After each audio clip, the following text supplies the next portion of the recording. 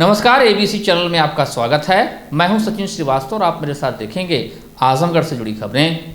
आइए नजर डाल लेते हैं आज की खास खबरों पर। खबर के प्रायोजक हैं GD global school, Kartarpur, Azamgarh. Admission open for new session. Nursery to classes 9 and 11। Sai international school, Pura Pande, Bhaduli Bazar, Azamgarh. Affiliated to ICSI New Delhi. Admission open for new session. Nursery to class 9 and 11। Vedanta school of nursing and paramedical science, Lachhirampur, Azamgarh. QCI rating में A श्रेणी प्राप्त कर बना मंडल का पहला institute. और lifestyle furniture, Belanadi, Azamgarh. Anti corruption team Azamgarh ने मंगलवार को CO लालगंज कार्यालय पर तैनात एक सिपाही व होमगार्ड को घूस लेते रंगे हाथ पकड़ा। दोनों को सिधारी थाने पर लाकर पुलिस के सुपुर्द कर दिया गया और मुकदमा भी पंजीकृत कराया गया। टीम के प्रभारी निरीक्षक शैलेंद्र सिंह ने बताया कि लालगंज तहसील के मसीरपुर गांव निवासी सूरज ने प्रार्थना पत्र दिया था कि एक मुकदमे से नाम निकालने के नाम पर CO कार्यालय में तैनात सिपाही उमेश यादव व होमगार्ड राजेश कुमार 15,000 रुपए की डिमांड कर रहे हैं। सूरज की इस शिकायत पर एंटी करप्शन टीम ने योजना बनाया और सूरज के हाथों सिपाही उमेश व होमगार्ड राजेश को पैसा दिलवाया। इसके साथ ही टीम ने रंगे हाथ दोनों को पकड़ लिया। इसके बाद टीम दोनों को अपने साथ बैठाकर सीधे लेकर सिधारी थाने पहुंची, जहां मुकदमा दर्ज कराने के साथ ही दोनों आरोपियों को पुलिस के हवाले कर दिया गया। टीम में श्याम बाबू, कैलाश चंद्र, हरिवंश कुमार, सुखवीर सिंह, विकास कुमार, कौशल कुमार राय, ओमकार सिंह, आनंद कुमार यादव, अमित सिंह, मुकेश कुमार, जितेंद्र कुमार, विनय यादव आदि शामिल रहे। एंटी करप्शन टीम द्वारा की गई इस कार्रवाई में सामाजिक संगठन प्रयास की भूमिका सराहनीय रही। आजमगढ़ के बरदा थाना क्षेत्र में उदियावा गांव में धर्म परिवर्तन के आरोपी दिनेश को पुलिस ने गिरफ्तार किया है। इस मामले में एक दिन पूर्व मुकदमा दर्ज कर आरोपी की तलाश की जा रही थी। इसी क्रम में आरोपी की गिरफ्तारी की गई। बता दें कि बरदा थाना क्षेत्र के उदियावा गांव में रविवार को प्रार्थना सभा की आड़ में धर्म परिवर्तन करने का मामला सामने आया था, जिसके बाद सूचना पर पहुंची पुलिस ने कार्रवाई की। मामले में मंगलवार को अपर पुलिस अधीक्षक संजय कुमार ने पुलिस लाइन स्थित अपने कार्यालय पर बताया कि पुलिस को बरदा थाना क्षेत्र में सूचना मिली थी कि दिनेश पुत्र बिरजू के द्वारा धर्म सभा का आयोजन कर धर्म परिवर्तन कराया जा रहा है। सूचना पर जब पुलिस मौके पर पहुंची तब वहां 20 महिलाएं मिली, जहां पर धर्म सभा का आयोजन धर्म परिवर्तन कराने के लिए किया जा रहा था। इस सूचना पर पुलिस ने अभियोग पंजीकृत किया है, जिसमें धारा 188, 506 IPC 5/3 विधि विरुद्ध धर्म संपरिवर्तन अधिनियम के अंतर्गत मुकदमा दर्ज कर गिरफ्तारी की गई है। उन्होंने बताया कि बरदा थाना क्षेत्र के उदियावा गांव में विगत लगभग 8 वर्षों से प्रत्येक रविवार को ईसाई धर्म की प्रार्थना सभा आयोजित होती है, जो गांव के निवासी दिनेश द्वारा कराया जाता है, जिसमें धीरे धीरे अन्य जिलों से भी काफी संख्या में ईसाई धर्म को मानने वाले पहुंचने लगे थे, जिसके बाद यहां पर धर्म परिवर्तन का खेल भी शुरू कर दिया गया। प्रकरण सामने आया है, जिसमें दिनेश पुत्र बिरजू के द्वारा धर्म सभा का आयोजन कराया जा रहा था अपने घर में। उसमें पुलिस को सूचना मिली थी। सूचना के आधार पर जब पुलिस पहुंची तो वहाँ 20 महिलाएं थी, जहां धर्म सभा का आयोजन हो रहा था धर्म परिवर्तन कराए जाने के लिए। इस सूचना के आधार पर पुलिस ने इसमें अभियोग पंजीकृत किया है। धारा 188, 506 और 5/3 विधि विरुद्ध धर्म संपरिवर्तन अधिनियम के अंतर्गत इसमें आरोपी बिरजू की गिरफ्तारी की गई और आवश्यक पुलिस कार्रवाई सुनिश्चित की जा रही है। बहुप्रतिष्ठित Shibli national college, Shibli inter college तथा शिबली नर्सरी प्रबंध समिति the Muslim education society Azamgarh की प्रबंध समिति के चुनाव की घोषणा होते ही पक्ष विपक्ष के बीच आरोप प्रत्यारोप शुरू हो गया। 6 फरवरी को दोपहर 1 बजे शिबली नेशनल कॉलेज प्रांगण में एक पक्ष के मोहम्मद नोमान, मोहम्मद असलम एडवोकेट, अबूसाद अहमद, वसीउद्दीन एडवोकेट, मिर्जा वसीम, शाह वाजिद, जाहिद तथा अबरार अहमद ने आरोप लगाया कि स्थानीय समाचार पत्रों में प्रकाशित नोटिफिकेशन के आधार पर हम सभी वर्तमान प्रबंध समिति द्वारा कॉलेज में स्थित सोसाइटी कार्यालय पर चस्पा की गई वोटर लिस्ट देखने तथा बकाया मेंबरी फीस जमा करने आए थे, परंतु सोसाइटी के कार्यालय में ताला बंद है तथा नोटिस बोर्ड पर कोई लिस्ट चस्पा नहीं की गई है।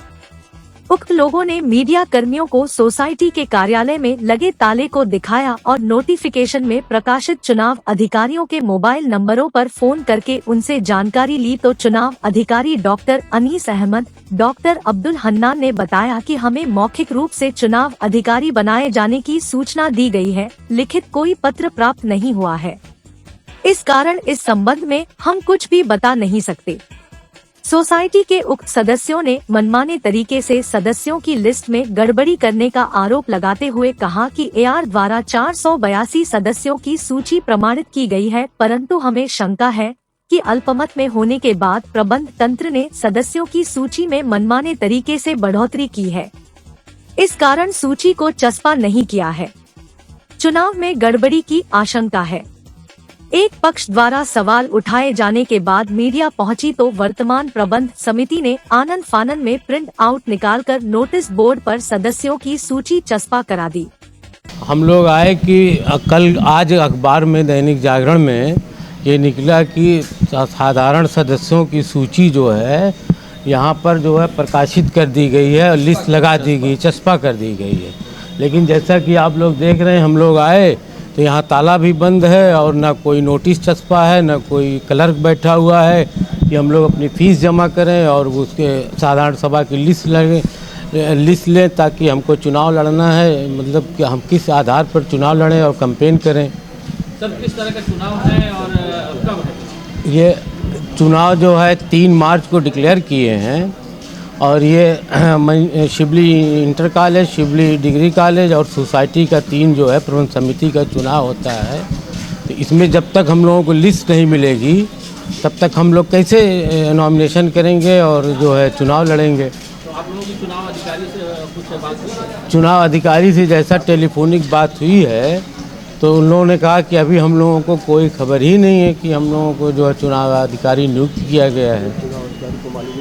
क्या आप लोगों को लग रहा है, आशंका क्या लग रही है? अब हम लोगों को शंका ये लग रही है कि जैसे प्रीवियस में 4 तारीख की लोगों ने मीटिंग किया था, उसमें अल्पमत में हो गए थे, तो ये लोग साधारण सभा की सूची में फर्जीवाड़ा जो है सूची जो है शामिल करके उसको किसी तरीके से जो है वो उपलब्ध करवा रहे हैं। वो जैसा अभी तक इलेक्शन डिक्लेयर हो गया है, अखबारों में भी दे दिए हैं, लेकिन आज तक सूची जो आप लोग देख रहे हैं कि चस्पा कल भी नहीं चस्पा किए, ना आज भी किए, ना कोई सूची उपलब्ध किए गए हैं। कल चुनाव की प्रक्रिया तो शुरू हो गई है। जब उन्होंने सूचना जारी कर दिया तो कल ही से सूचना जारी हो गई है। कल हम लोग एआर के यहाँ भी गए थे, वहाँ भी कोई सूची नहीं जारी किए हैं। वहाँ से जो है सूची जो है सर्टिफाइड कापी 482 लोगों की जो है सूची जो है उपलब्ध करवाएं, वो हम लोगों ने मतलब ले लिया है।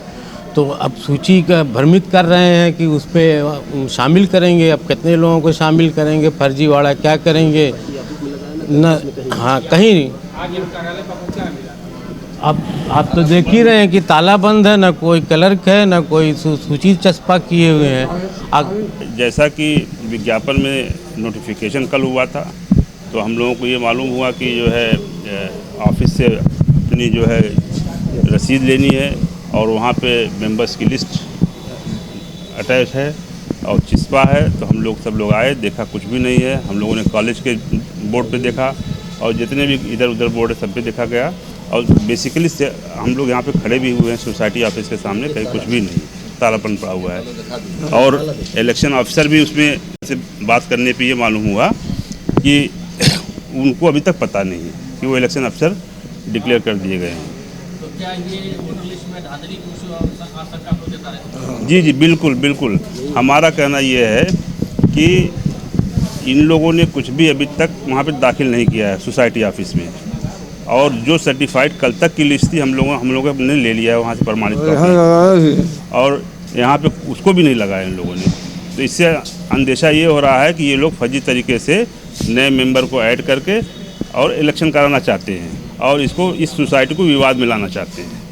असली मकसद ये है। हम चाहते हैं कि जो एआर से सर्टिफाइड कॉपी है जो है उससे इलेक्शन हो जाए। हम इलेक्शन के खिलाफ नहीं हैं। कितने लोगों की है इसमें? वहाँ पे जो हम लोगों ने सर्टिफाइड कॉपी लिया 482 मेंबर्स की है और उसी से हम इलेक्शन चाहते हैं। अच्छा, उससे आप संतुष्ट हैं? उससे संतुष्ट है, इलेक्शन हर चीज़ से संतुष्ट, हम इलेक्शन चाहते भी हैं और उन्हीं के द्वारा वो दाखिल की है, उसमें उनके पदाधिकारी द्वारा दाखिल की गई है लिस्ट। इस संबंध में दी आजमगढ़ मुस्लिम एजुकेशन सोसाइटी के अध्यक्ष शौकत अली, कॉलेज की प्रबंध समिति के अध्यक्ष अबूसाद शमसी, उपाध्यक्ष डॉक्टर मोहम्मद अजमल ने मीडिया से वार्ता करते हुए बताया कि नोटिफिकेशन के बाद उसकी तैयारियां जारी है, जिसके लिए 21 दिनों का पर्याप्त समय है। सदस्यों की सूची तैयार हो चुकी है, जिसे सोसाइटी कार्यालय के नोटिस बोर्ड पर चस्पा किया जा रहा है, जिसमें कुल 36 पेज में 680 सदस्य हैं। यह पूछे जाने पर विपक्ष के लोग 482 सदस्यों की सूची बता रहे हैं। इस पर प्रबंध समिति ने कहा कि वह सूची पुरानी है। चुनाव में गड़बड़ी के सवाल पर कहा कि चुनाव पारदर्शी तरीके से होंगे। चुनाव 3 मार्च को होगा। इलेक्शन की कार्रवाई परसों मीटिंग हुई है संडे को, ठीक। कार्रवाई जब तक हम अपना मिनट बुक पे कंप्लीट नहीं कर लेते हैं, सारी कार्रवाई हम अपने पेपर वर्क कंप्लीट करने के बाद फिर हमने इलेक्शन अफसर नियुक्त किया है, उनको हमने लेटर दिया है और ऑफिस वो अपना स्टार्ट करने जा रहे हैं और हमारी सब तैयारी है और ये हम नोटिस अभी चस्पा होने जा रही है। आज से कार्रवाई कर रहे हैं, पूरा टाइम है हमारे पास और हमने कार्रवाई शुरू कर दिया है। और ये नोटिस हमारी मेंबरशिप, ये लिस्ट हमारी 34 पेज की है और जारी नोटिस बोर्ड पर जारी ये 682 मेंबर्स की, ठीक है। ये 34 पेज, ये अभी आपके सामने नोटिस बोर्ड पे चस्पा होगी, आपके सामने ही करेंगे, आप यहाँ पे मौजूद रहेंगे, ये आपके सामने अभी चस्पा होगी, ठीक है। सर, उनका ये भी आशंका थी कि जैसे जो भी आप नोटिस जारी कर रहे हैं जी, उसमें कुछ भ्रांति की आशंका वो लोग जता रहे थे कि इसमें ज़्यादा सदस्यों की सूची हो सकती है, क्योंकि 482 की सूची वो बता रहे थे कि जो अधिकारियों को दी गई है। हाँ, मैं समझ गया आपका सवाल। नहीं, ये लफ्ज़ धांधली पहले से एज्यूम करके कोई कह नहीं सकता है। धांधली कोई चीज़ नहीं होती है। लीगल मैनेजिंग कमेटी जो अपने टेन्योर पे है, उसका टेन्योर मार्च के फर्स्ट वीक तक है कंप्लीट। सेक्रेटरी और मैनेजिंग कमेटी पूरी ऑथराइज है। जो लिस्ट वो पब्लिश करेगी, उसी लिस्ट पे इलेक्शन होगा। उस पर किसी को अगर ऑब्जेक्शन होता है किसी नाम पे, तो एप्रोप्रिएट फोरम पे वो अपनी बात रख सकता है, लेकिन उससे पहले किसी को इस तरह से कोई इल्ज़ाम लगाने का हक नहीं है। ना कोई ये पहले से कह सकता है कि कोई धांधली हुई है, जब तक कि कहीं से ये साबित ना हो जाए, ठीक है। कि फ्री एंड फेयर इलेक्शन की संभावना कम है, क्या कहेंगे? जी, इसका जवाब बहुत साधारण सा सीधा सा जवाब है कि फ्री और फेयर इलेक्शन कराने की जिम्मेदारी ये इलेक्शन अफसर की है और जो अथॉरिटीज़ उनसे कंसर्न होती हैं वो उनकी है। जैसे जो शिबली नेशनल इंटर कॉलेज का चुनाव होगा, वो DIS ऑब्जर्वर भेजते हैं, उस पर उनके सेक्रेटरी ने उन ऑब्जर्वर के लिए उनको लेटर, अभी वो भी जा रहा है, उनका लेटर, प्रक्रिया शुरू हुई है, लेटर जा रहा है, तो वो उनका ऑब्जर्वर आएगा। इसी तरह से जब इसकी डिग्री ऑब्जर्वर के लिए लेटर, वो अपना ऑब्जर्वर भेजेंगे, तो ऑब्जर्वर की निगरानी में चुनाव होगा, इसलिए उसमें किसी तरह की आशंका पहले से सोचने की करने की ज़रूरत नहीं है, उसमें कोई शंका की बात नहीं है।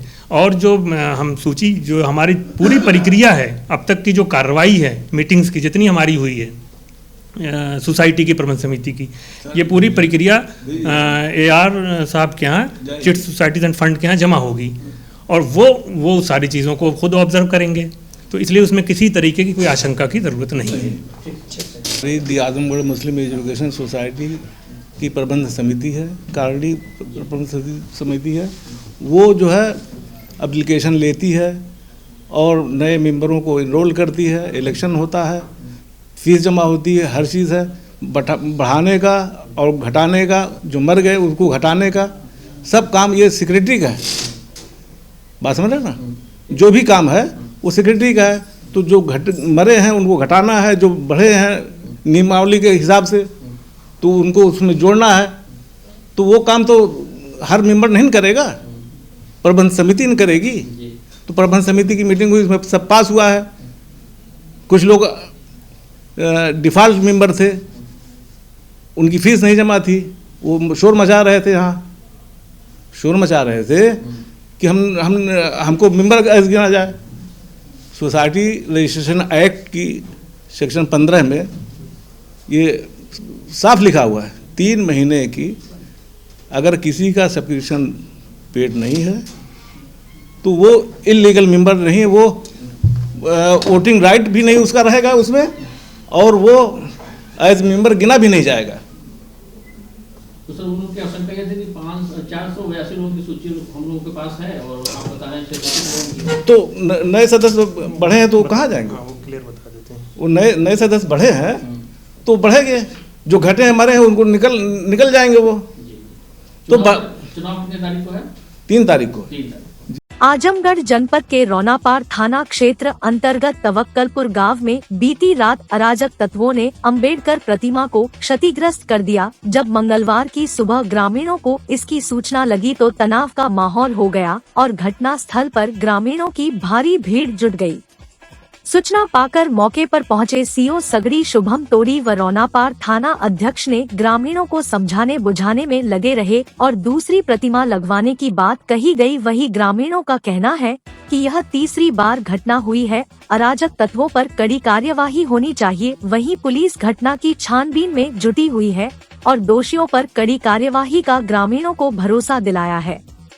इस अवसर पर बसपा नेता सौरभ यादव, बसपा सगड़ी अध्यक्ष सीपी विमल, प्रधान विजय कुमार, बसपा नेता विजय बहादुर, बसपा नेता डॉक्टर सुरेंद्र, बसपा युवा नेता विजय प्रताप यादव, पूर्व महाप्रधान परदेसी राम सहित आदि ग्रामीण मौजूद थे। पता हमको सुबह लगी है, जो हमारे पर्दार यहाँ रहते हैं लोग, किशोर भाई के पोता फोन किया है गांव में, तो हमने जाना भाई ऐसा घटना हो गया है।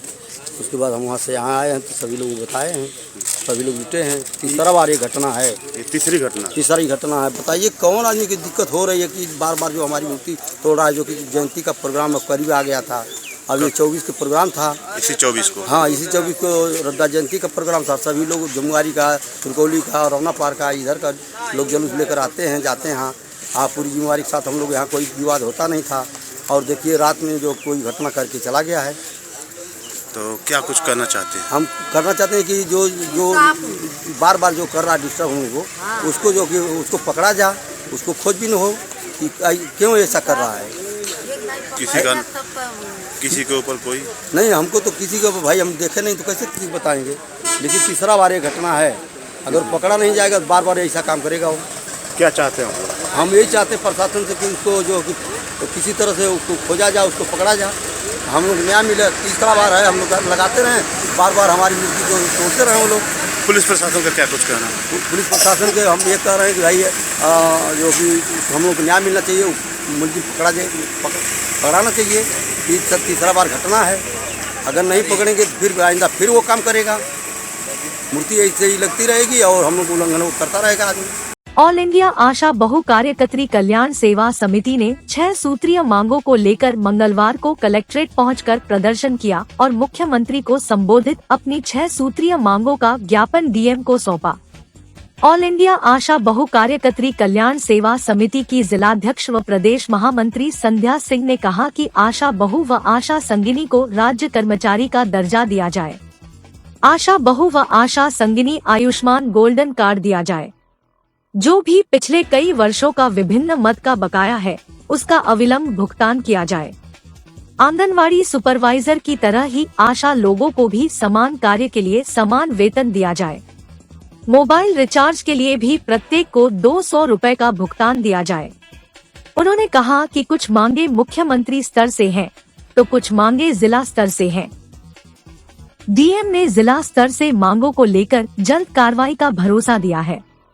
मांगे 2 दिन में पूरी न होने पर उन्होंने फाइलेरिया अभियान के बहिष्कार की चेतावनी दी। जो ज्ञापन दिया, हमारी मेन मांगे आदरणीय पूजनीय मुख्यमंत्री जी से है, जो कि सारे उत्तर प्रदेश के सभी जिला में एक मीटिंग करके पारित किया गया था कि हम लोग लेटर देंगे और जिले वार देंगे। भाजपा कार्यालय से जिलाध्यक्ष और आदरणीय डीएम साहब के माध्यम से माननीय मुख्यमंत्री जी को 6 सूत्री मांगे हमारी हैं, जिसमें है कि राज्य कर्मचारी का दर्जा दिया जाए और आशा एवं आशा संगिनी को आयुष्मान गोल्डन कार्ड से जोड़ा जाए। गोल्डन कार्ड से जोड़ा जाए। जिस प्रकार आंगनबाड़ी सुपरवाइजर को एक सामान्य कार्य का सामान्य मानदेय दिया जाता है, उसी प्रकार हमारी आशा संगिनी बहनों को भी आंगनबाड़ी सुपरवाइजर के मानदेय के बराबर में आशा संगिनी को भी मानदेय दिया जाए। और कुछ मांगे हमारी जिलेवार हैं, जो कि एक टीबीआई का भुगतान है, लगभग 2 वर्ष में कट के जा रहा है आशा संगिनी आशाओं का। और दूसरी है कि कई सीएससी पीएससी पे राज्य बजट का जो भुगतान है, अभी भी 2021-22-23 के कई मैं पूरा नहीं कहूँगी, लेकिन कई CSC PSC पे कई माह के मानदेय बकाया हैं। दूसरा है कि आशा और आशा संगिनी को मोबाइल रिचार्ज का जो 200 खर्च आता है वो किसी भी CSC PSC पे भुगतान नहीं हुआ है। और प्रधानमंत्री मातृ बंधन योजना का इसको लेके हम बार बार DM साहब का, CMO साहब का घेराव कर चुके हैं। बीते 4 वर्ष से समस्त आजमगढ़ का संगिनी बहनों का बकाया है, जिसकी शिकायत हम लोग बार बार करते हैं। इसमें एक है समस्त CSC PSC पे 15 वित्त एवं TBI का भुगतान जो बजट जिले से फेल हुआ है। आज आपने DM साहब से मुलाकात की तो जिले स्तर की मांगों को लेकर क्या आश्वासन दिया? DM साहब ने कहा कि जिले स्तर की जो मांगे हैं मैं उसको देख के करवाता हूँ, और अगर हमारी मांगे 2 दिन के अंदर नहीं पूरी होगी, हमारा भुगतान नहीं होगा, फलेरिया बहिष्कार हम लोग करेंगे। फिर प्रगति के निरंतर सोपान पर अग्रसर प्रतिष्ठित निस्वा इंटर कॉलेज ने इंटीग्रेटेड मॉडल पर अपने कदम बढ़ाते हुए लखनऊ के प्रसिद्ध कोचिंग संस्थान ग्रेविटी क्लासेस के साथ कोलैबोरेशन किया है, ताकि नीट, IIT जैसी बड़ी प्रतियोगी परीक्षाओं में उनके बच्चे क्लासरूम से ही तैयारी कर सफलता प्राप्त कर सके। विद्यालय के प्रबंधक तारिक ख्वाजा ने बताया कि इस संदर्भ में आगामी 10 फरवरी को विद्यालय में सेमिनार का आयोजन किया गया है, जिसमें अभिभावकों को इस बाबत विस्तृत जानकारी प्रदान की जाएगी। 10 तारीख को हम लोग यहाँ पे गार्जियन और टीचर्स के लिए एक सेमिनार सिंपोजियम का इंतज़ाम कर रहे हैं, और ये पूरा ऑर्गेनाइज होगा निस्वा इंटर कॉलेज में। और ग्रेविटी क्लासेस जो लखनऊ की मशहूर कोचिंग है, उसके साथ निस्वा इंटर कॉलेज ने कोलैबोरेशन किया है हाइब्रिड मॉडल, या इसको कहिए कि इंटीग्रेटेड मॉडल के बेसिस पे पढ़ाई का। और क्लास 9 से लेके क्लास 12 तक हम बच्चों को इंटीग्रेटेड मॉडल पे शिक्षा मुहैया कराएंगे, जिससे कि उनकी तैयारी हो सके आगे के लिए NEET, IIT, NDA, air force medical colleges के लिए बच्चे तैयार हो सकें। यहाँ से आजमगढ़ से अगर ये सब चीज़ों की तैयारी करनी होती थी तो बच्चों को पलायन करना पड़ता था, जाना पड़ता था दूसरे बड़े शहर, लखनऊ ऐसा, कोटा वगैरह जाना पड़ता था। इस वक्त हम लोगों ने इस प्रोग्राम को ऐसा डिज़ाइन किया है कि जो कोटा के टीचर्स हैं, जो हाईली एक्सपीरियंस टीचर्स हैं, वो अवेलेबल रहेंगे यहाँ पे, और क्लासरूम में ही बच्चों को हम प्रिपेयर कर देंगे आने वाले कम्पिटिटिव एग्ज़ाम्स के लिए। और इसमें तरह तरह की चीज़ें रहेंगी, जैसे कि पेपर सॉल्विंग, मॉक टेस्ट, और हमारे खुद के स्टडी मटेरियल्स रहेंगे।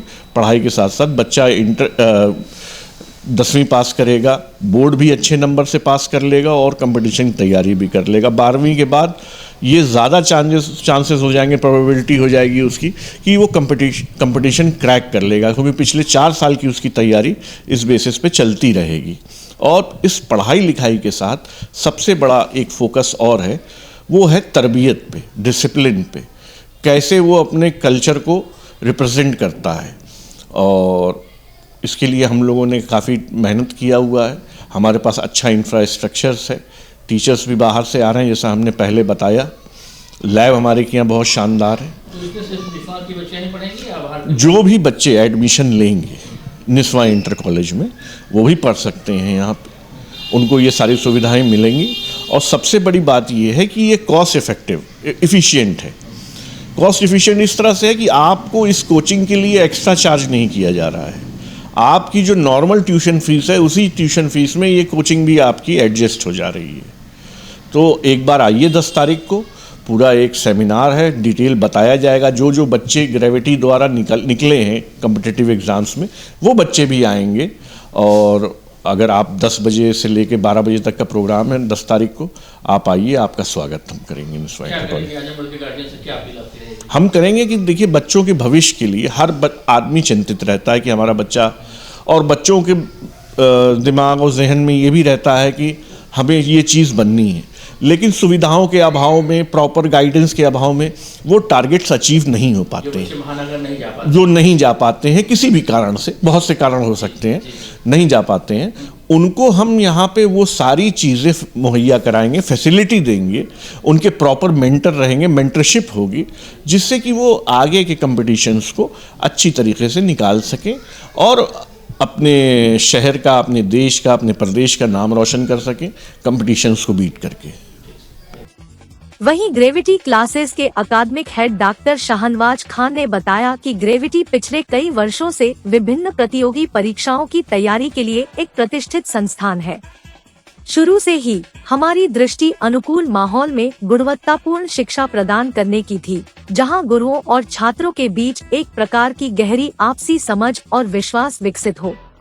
इस प्रयास में हमने कड़ी मेहनत की और धीरे धीरे लेकिन लगातार एक ऐसी प्रणाली विकसित की जो इतनी सरल और प्रभावी है कि परिणाम आने शुरू हो गए। लगातार हमने IIT JEE में 3000 से अधिक और विभिन्न मेडिकल प्रवेश परीक्षाओं में 2500 से अधिक चयन किए। हमारी मुख्य विशेषताओं में से एक यह है कि हमारा दृढ़ विश्वास है कि बोर्ड और प्रतियोगी परीक्षाओं की तैयारी दो अलग अलग चीजें नहीं है, लेकिन इन्हें इतनी कुशलता और आत्मविश्वास के साथ एक दूसरे के साथ मिला दिया जाना चाहिए कि एक महत्वाकांक्षी छात्र कम से कम तनाव में रहे और दोनों में शानदार प्रदर्शन करने की कठिन चुनौती का आनंद उठा सके।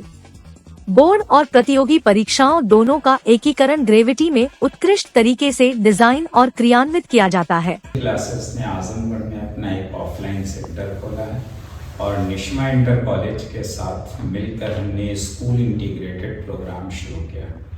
इसी सिलसिले में हमने 10 फरवरी को एक सेमिनार रखा है। मैं चाहता हूं कि शहर के लोग, जो गार्जियंस हैं, जो बच्चे हैं, जो एजुकेशनिस्ट हैं, डॉक्टर्स हैं, वो लोग भी आएँ और निश्मा के बच्चे और उनके गार्जियंस सभी लोग आएँ, जिससे कि हमें उनके ख्यालात भी पता चलें और हमारी बातें भी वो सुने, जिससे कि एजुकेशन को रिजल्ट ओरिएंटेड बनाया जाए। ख़ासतौर से गर्ल्स एजुकेशन के लिए काम करने की बड़ी ज़रूरत थी। इंशाल्लाह हम लोग इसी रवायात को आगे बढ़ाएंगे। मेरे साथ इमरान हैं KGMC लखनऊ से MBBS कर रहे हैं, मोइन हैं RML लखनऊ से MBBS कर रहे हैं, अली हैं जो कि कानपुर से MBBS कर रहे हैं।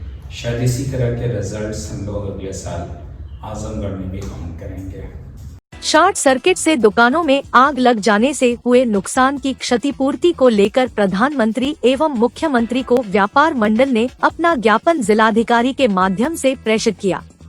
व्यापार मंडल के जिला अध्यक्ष पद्माकर लाल वर्मा ने बताया कि चक्रपानपुर मोड़ के पास की 5 दुकानों में 25 जनवरी की रात में शॉर्ट सर्किट से आग लग गई और इन दुकानदारों का सब सामान जलकर राख हो गया। इनके जीविकोपार्जन व बच्चों के परवरिश एवं शिक्षा का एकमात्र दुकान ही सहारा था और यह लोग बैंक व महिला समूह से कर्ज भी लिए हैं।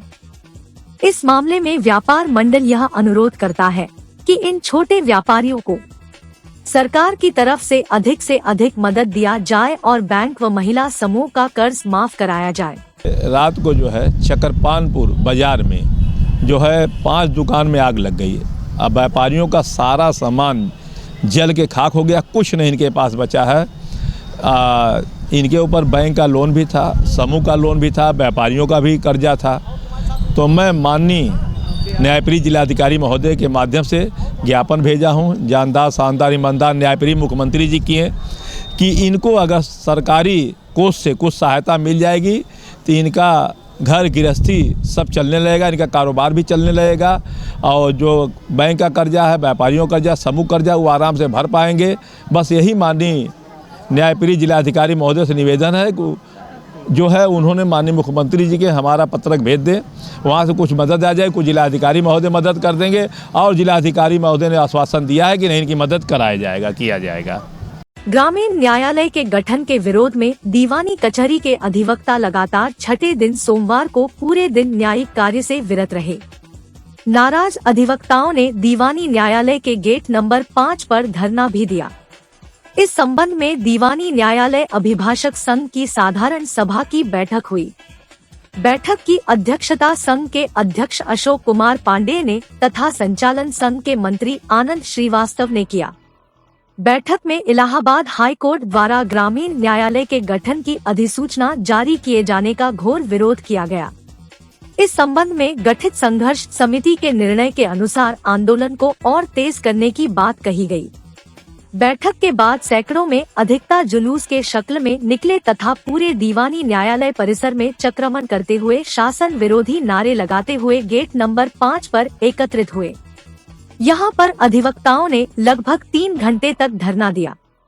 धरना देने वालों में अध्यक्ष अशोक कुमार पांडे, मंत्री आनंद श्रीवास्तव, पूर्व अध्यक्ष राजेंद्र प्रसाद सिंह, सच्चिदानंद राय, विजय बहादुर सिंह, प्रभाकर सिंह, दयाराम यादव, सूबेदार यादव, ओम प्रकाश मिश्र, विजय बहादुर सिंह, प्रमोद कुमार सिंह, अनिल सिंह, सह मंत्री रामनारायण राय चंचल, अरुणेंद्र कुमार सिंह, शशिकांत मिश्रा, पूर्व सहमंत्री प्रेम प्रकाश सिंह, नीरज सिंह आदि बहुत से अधिवक्ता शामिल रहे।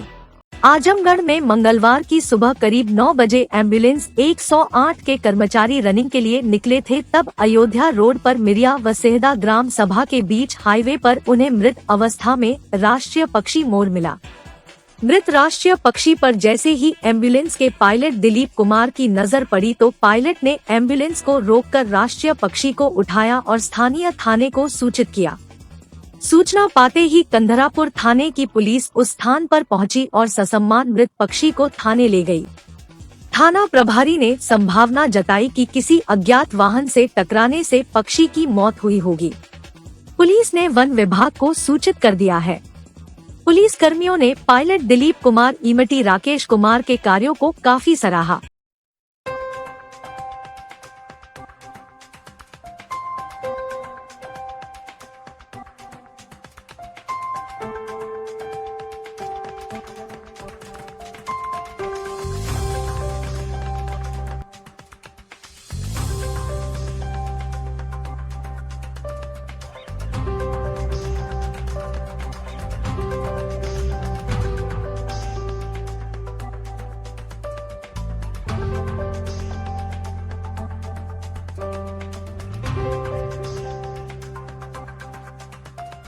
Lifestyle furniture, Belnadi, Azamgarh.